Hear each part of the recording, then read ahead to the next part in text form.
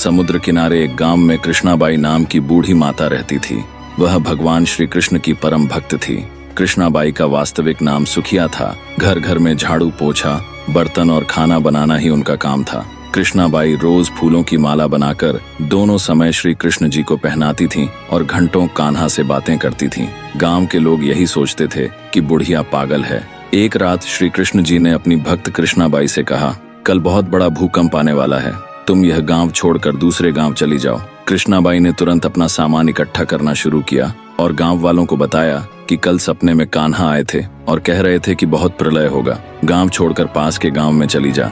अब लोग उस बूढ़ी पागल की बात कहाँ मानने वाले थे। जो सुनता वही जोर जोर से हंसने लगता। कृष्णाबाई ने एक बैलगाड़ी मंगाई, अपने कान्हा की मूर्ति ली, सामान की गठरी बांधी और गाड़ी में बैठ गई। लोग उसकी मूर्खता पर हंसते रहे।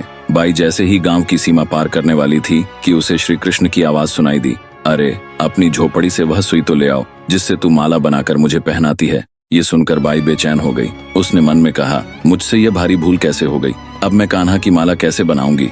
उसने गाड़ी वाले से गाड़ी रोकने को कहा और अपनी झोपड़ी की ओर भागी। गांव वाले उसके पागलपन को देखते और हंसते रहे। बाई ने झोपड़ी के तिनकों में फंसी वह सुई निकाली और फिर पागलों की तरह दौड़ते हुए गाड़ी के पास आई। गाड़ी वाले ने कहा, माई तू क्यों परेशान है, कुछ नहीं होगा। बाई ने कहा, अच्छा अब जल्दी चल और गांव की सीमा पार कर।